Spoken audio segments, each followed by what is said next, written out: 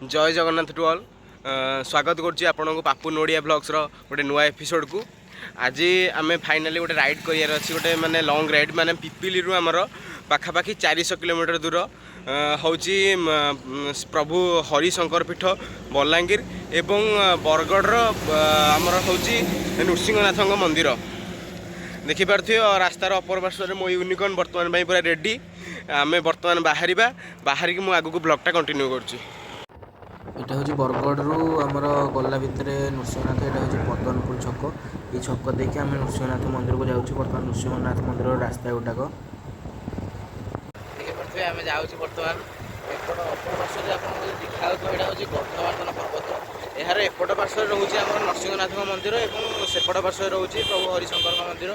ଆମେ ଆଗକୁ ଯାଇ ବ୍ଲଗ୍ରେ କଣ୍ଟିନ୍ୟୁ କରିବା।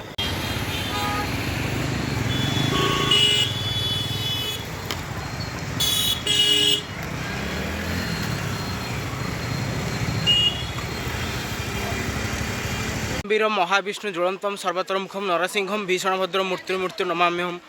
आम आसी फाइनाली पहुँच जाइए बरगढ़ जिलार पाटनागढ़ ब्लॉक अंतर्गत नरसिंहनाथ मंदिर जो भगवान विष्णु साधारणतः गोटे बिराड़ी रूप में पूजा पाती सेठी आम आसी पहुँच जाइए। आज आसतु मुझे आगू आप सब प्रकार जिन देखेबी मंदिर भीतर कार्य और बाहर कौभली भाग में देखो कौन भाग गहली होने देखिपे समस्ते ये देखिपे पछपटे ये पंचु पांडव मैंने ये आसते ये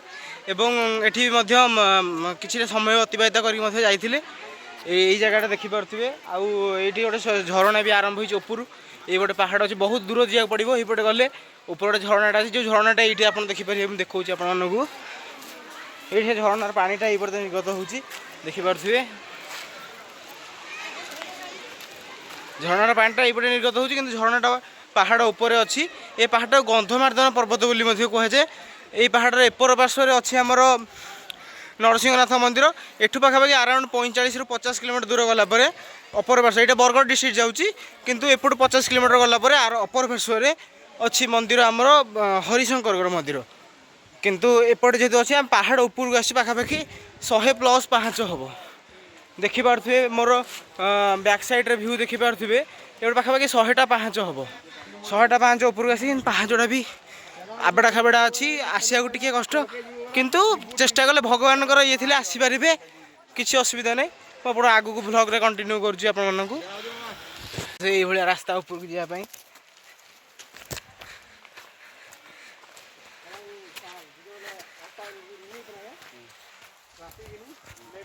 सांग मैंने आसचु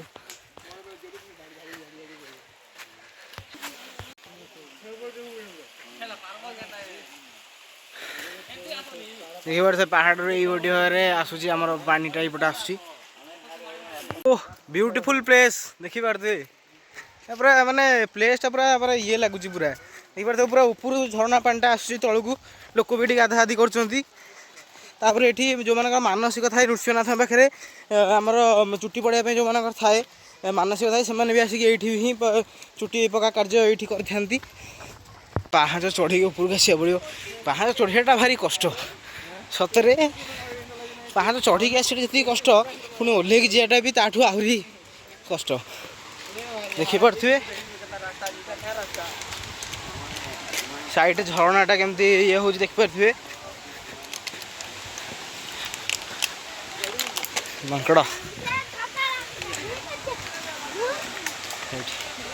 झरणार जो गर्जनटा शुणा बहुत माने इंटरेस्टिंग लगे देखिपे झरणाटा ये ही आसी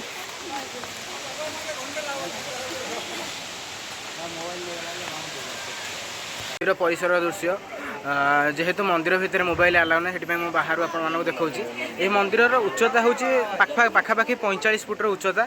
यही मंदिरटी नृसिंहनाथ और जगमोहन दुई जन पूजा पाती। नृसिंहनाथ ये मंदिर में साधारणतः बिराड़ी अवतार पूजा पाती। यार तात्पर्य हूँ कौन ना एठिकार माने जो आमर थिला माने कौन यहाँ गंधमार्द्दन पर्वत एठी गोटे माने मूषिक दैत्य नामक गोटे असुर ଯିଏକି ନାରୀ ନିର୍ଯାତନା କରୁଥିଲା ଏବଂ ଲୋକମାନଙ୍କୁ ବହୁତ ହଇରାଣ ହରକତ କରୁଥିଲା। ସେଥିପାଇଁ ପ୍ରଭୁ ବିଷ୍ଣୁ ସାଧାରଣ ଗୋଟେ ବିରାଡ଼ି ଅବତାରରେ ଆସିଥିଲେ ଏଇଠିକି। କିନ୍ତୁ ଆସିବାର ଖବର ଯେତେବେଳେ ଜାଣି ଯାଇଥିଲା ମୂଷିକ ଦୈତ୍ୟ, ସେତେବେଳେ ସେ କ'ଣ କରିଥିଲା ନା ଗୋଟେ ମୂଷା ରୂପରେ ଗୋଟେ ଗୁମ୍ଫା ଭିତରକୁ ପଶି ଯାଇଥିଲା ଏବଂ ସେ ଗୁମ୍ଫା ଭିତରେ ରହିଥିଲା ଏବଂ ପ୍ରଭୁ ବିରାଡ଼ି ଅବତାରରେ ପ୍ରହରୀ ଭଳିଆ ତାକୁ ଜଗିକି ବାହାରେ ରହିଥିଲେ। ସେଇଥିପାଇଁ ଏଇଠାରେ ମାନେ ସେଇଦିନ ଠାରୁ ଏଇଠି ହିଁ ପ୍ରଭୁ ଯେଉଁ ପ୍ରହରୀ ରୂପରେ ଜଗି ରହିଛନ୍ତି, ଏଇଠି ପ୍ରଭୁଙ୍କର ମନ୍ଦିରଟି ଗଢ଼ି ଉଠିଛି। ଏହି ମନ୍ଦିରଟି ଆମର ଗନ୍ଧମାର୍ଦ୍ଦନ ପର୍ବତ ନିକଟରେ ଅବସ୍ଥିତ ଏବଂ ଏହି ମନ୍ଦିରଟି ଆମର ନିର୍ମାଣ କରିଥିଲେ କିଏ ନା ପାଟନାଗଡ଼ର ରାଜା, ତାଙ୍କ ନାଁଟା କ'ଣ ନା ପାଟନାଗଡ଼ ରାଜା ବୈଜୟନ୍ତ ସିଂହ ଏହି ମନ୍ଦିରଟାକୁ ନିର୍ମାଣ କରିଥିଲେ। 1313 ଖ୍ରୀଷ୍ଟାବ୍ଦରେ ଏହି ମନ୍ଦିରଟି ନିର୍ମାଣ ହୋଇଥିଲା ଏହି ଜାଗାରେ। ଯାହା ବି ହେଉ ଭିତରେ ଯେହେତୁ ମୋବାଇଲର ଆଲାଉ ନାହିଁ, ମୋବାଇଲ ଏବଂ କ୍ୟାମେରାର କିଛି ମାନେ ଭିତରେ ଆମେ ମୋବାଇଲ ଏବଂ କ୍ୟାମେରା କିଛି ସୁଟ୍ କରିପାରିବାନି। ସେଥିପାଇଁ ମୁଁ ବାହାରେ ଆପଣମାନଙ୍କୁ ରହିକି ମାନେ ମନ୍ଦିର ଭିତରେ ଯେତିକି ପୌରାଣିକ କଥା ଥିଲା ମୁଁ କିଛିଟା କଲେକ୍ଟ କରିଥିଲି, ସେଇଟା ମୁଁ ଆପଣମାନଙ୍କୁ ଧୀରେ ଧୀରେ ଜଣାଇଦେଲି। ଦେଖିପାରୁଥିବେ ମନ୍ଦିର ମାନେ ପାହାଡ଼ ମାନେ ଗନ୍ଧମାର୍ଦ୍ଦନ ପାହାଡ଼ ପାଖରେ ହିଁ ମନ୍ଦିରଟା, ବହୁତ ବଢ଼ିଆ ପ୍ଲେସ୍। ଆପଣମାନେ ଯଦି ଆସିବେ, ଏଇଟା ଆମର ବରଗଡ଼ ଡିଷ୍ଟ୍ରିକ୍ଟରେ ରହୁଛି ଏ ମନ୍ଦିରଟା। ଆସିକି ବୁଲି ଯେ ବହୁତ ମାନେ ଦର୍ଶନଟା ବହୁତ ଭଲ ଥିଲା। ବି ଆଜି ବହୁତ ଶାନ୍ତି ଲାଗିବ ଦର୍ଶନଟା। ଏଇଟା ହେଉଛି ନରସିଂହନାଥ ଠାରୁ ଆମର ହରିଶଙ୍କର ଯିବା ରାସ୍ତା। ଏଇଟା ମଝିରେ ଗୋଟେ ଜଙ୍ଗଲ ରାସ୍ତା ଯାଉଛି, କିନ୍ତୁ ରାସ୍ତାଟା ବହୁତ ମାନେ ଖରାପ ଅଛି। ଏ ରାସ୍ତାରେ ଆପଣମାନେ କେବେ ଏକୁଟିଆ ଆସିବା ପାଇଁ ଚେଷ୍ଟା କରିବେନି। ଯଦି ଯେତେବେଳେ ଆସୁଛନ୍ତି ବି ଆପଣ 2 ଜଣିଆ ହେଇକି ଆସନ୍ତୁ। ମାନେ ଏ ରାସ୍ତାଟା ବହୁତ ମାନେ ଖରାପ ରାସ୍ତା ଅଛି। ପାଖାପାଖି 5ରୁ 6 କିଲୋମିଟର ରାସ୍ତା ଏମିତି ଖରାପ ଅଛି। ମାନେ 2 ପଟେ ଜଙ୍ଗଲ କଟା ହେଇକି ଆକ୍ଚୁଆଲି ରାସ୍ତା ହେଇଛି। ମୋତେ ଲାଗୁଛି ବୋଧେ ଏଇଟା 2ଟା ଡିଷ୍ଟ୍ରିକ୍ଟ, ବରଗଡ଼ ଆଉ ବଲାଙ୍ଗୀର ଡିଷ୍ଟ୍ରିକ୍ଟ, ଏ 2ଟା ଡିଷ୍ଟ୍ରିକ୍ଟ ମଝିରେ ଯେହେତୁ ଏ ଜାଗାଟା ରହୁଛି, ସେଥିପାଇଁ ଏଠି ରାସ୍ତା ହେଇପାରେନି। ଫାଇନାଲି ଆମେ ହରିଶଙ୍କରରେ ପହଞ୍ଚି ଯାଇଛେ, ଯାଉଛେ ହରିଶଙ୍କର ମନ୍ଦିର ଅଭିମୁଖେ। ଏଇଟା ଦେଖିପାରୁଥିବେ, ଏଇଟା ହେଉଛି ମନ୍ଦିରର ଗେଟ୍। ପାହାଡ଼ର ଭ୍ୟୁଟା ପୁରା ମାନେ ଅଲଗା ପ୍ରକାର ଭ୍ୟୁ ଦେଖାଯାଉଛି। ପାହାଡ଼ ପୁରା ଲାଜବାବ ଭ୍ୟୁ ଅଛି ପାହାଡ଼ର। ଆମେ ଆସି ହରିଶଙ୍କରରେ ପହଞ୍ଚି ଯାଇଛୁ। ବହୁତ ପ୍ରତିଘାତ ମାନେ ବହୁତ କଷ୍ଟ ହେଇଥିଲା ନୃସିଂହନାଥରୁ ହରିଶଙ୍କର ଆସିବା ବାଟରେ। ମାନେ ଗୋଟେ ଜଙ୍ଗଲ ରାସ୍ତା ପଡ଼ିଥିଲା, କଚା ରାସ୍ତା ପୁରା ଆସିବାଟା ବହୁତ କଷ୍ଟ ହେଇଥିଲା। କିନ୍ତୁ ଯାହା ବି ହେଉ ଦେଖିପାରୁଥିବେ ଆସି ପହଞ୍ଚିଲି, ବହୁତ ଖୁସି ଲାଗୁଛି। ପାହାଡ଼ଟା ଟିକେ ଦେଖନ୍ତୁ, ସିଏ ବି ଏଠି ନୃସିଂହନାଥ ଭଳିଆ ପାଖାପାଖି 100+5 ହେବ। ଦେଖିପାରୁଥିବେ ମୋ ବ୍ୟାକ୍ ସାଇଡ଼୍ରେ ଝରଣାର ନାଦ ଦେଖିପାରୁଥିବେ।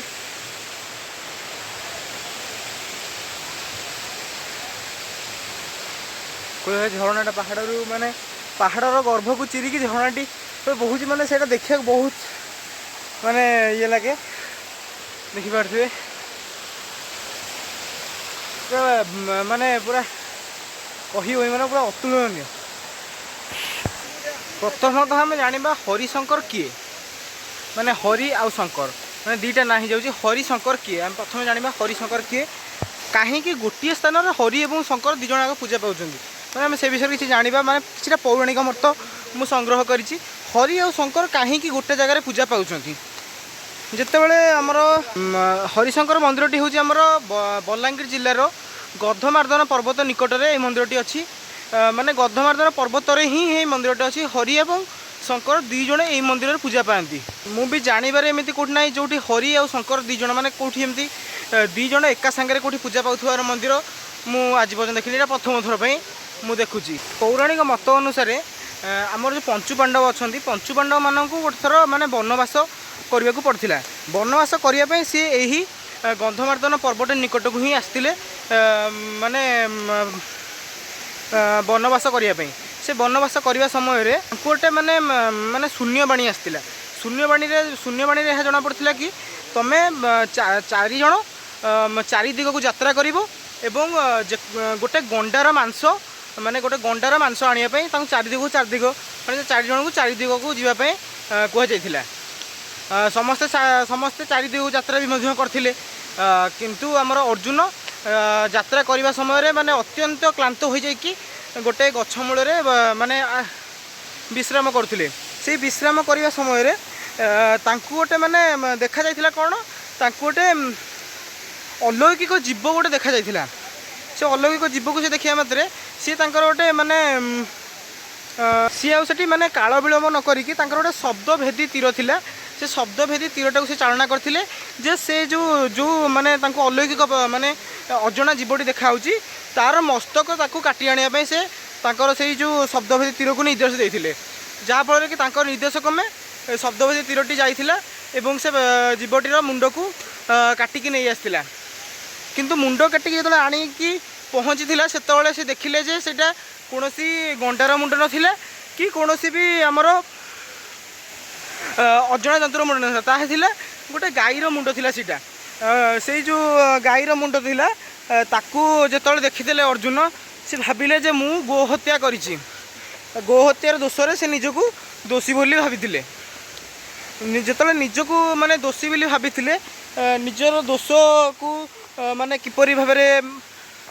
दोषर माने प्रायश्चित करेंगे से भगवान श्रीकृष्ण को प्रार्थना करथिले भगवान श्रीकृष्ण को जिते से प्रार्थना करथिले भगवान श्रीकृष्ण तांको कहिथिले जे तुमे तो ये जिनसटी अजाणत करिच अजाणत जेहेतु करिच आउ से तुमको कौन दंड विधान कर किंतु अर्जुन कहले ना प्रभु यहाँ मुझे जेहेतु भूल करी से भूल कौन गोटे प्रायश्चित मुझे करने को चाहूँगी भूल प्रायश्चित करने अर्जुन कौन करते ना यही गधमादन पर्वत थे से जो गाय के सॉरी से जो गाय के से माने शब्दभेदी तीर द्वारा से गाय की जो माने कौन अजाणत हत्या कर देथिले से जो अजाणत हत्या कर देथिले से गाईटा एक्चुअली कौन करथिला ना गधमार्दन पर्वत निकट में थिला हमर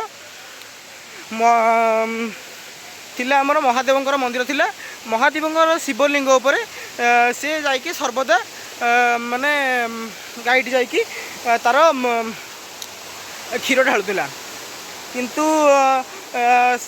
अर्जुन सब कथा जानी सारा पर कौन करते ना मुनि ऋषि मान डाकी गोटे विराट यज्ञर आयोजन करते यही जगार आयोजन कलापर से जो गाईटी थिला से पुनः जीवन्यास पाई पुनः जीवन्यास जेहेतु पाई तापर कौन होता ना से समय ये उभय विष्णु एवं शिव दीजक अर्जुन को एका माने दीज अर्जुन को एकाठी दर्शन देते जहाँ फल कि हरि एवं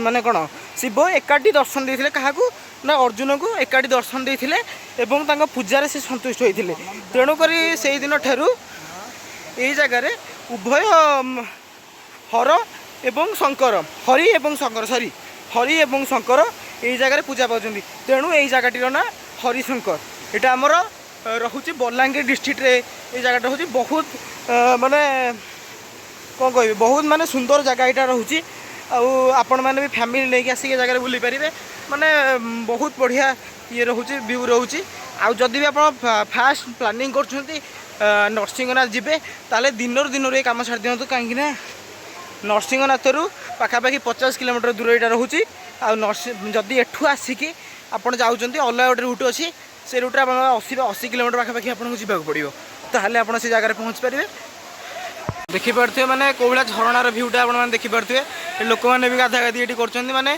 पूरा माने पहाड़र पूरा शिखर झरणाटी बोही आस तलू मुझे देखी आपको नरसिंहनाथ भी यही झरणा भी बोही आसला आठी भी ठीक से भाव में झरणाटे बोही आसपर तलू माने गाधेया माने बहुत बढ़िया प्लेस खरा दिन में माने पानी पूरा मुझे हाथ मारी पानी पूरा कोल्ड अच्छी माने आप जो भावी पारे पानी पूरा कोल्ड अच्छी बढ़िया माने देखिपे माने आमर जो आप बहुत बहुत पैसा खर्च करके आप जाऊँच वाटर पार्क वंडरला देखा देखिपे माने ये कौड़ा माने देखु माने बहुत बढ़िया भ्यू अच्छी यहाँ हूँ बाबा हरिशंकर देवंकर मंदिर भ्यू यहाँ देखिपे चतुर्पार्श्वर भ्यूटा बहुत बढ़िया प्लेस यहाँ माने पूरा शांतिदायक प्लेस यहाँ रोचे देखिपे माने पूरा पहाड़ मझिरे मंदिरटी रोचे बाबा मंदिर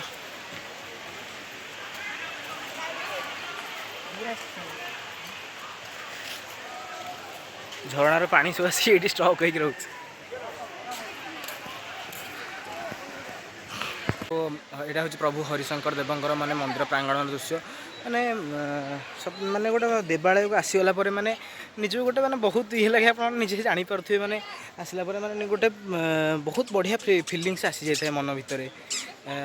ପ୍ରଭୁ ହରିଶଙ୍କର ଦେବଙ୍କ ମନ୍ଦିରର ପୀଠଟା ଏଇଟା ଦେଖିପାରୁଥିବେ ଭିୟୁଟା।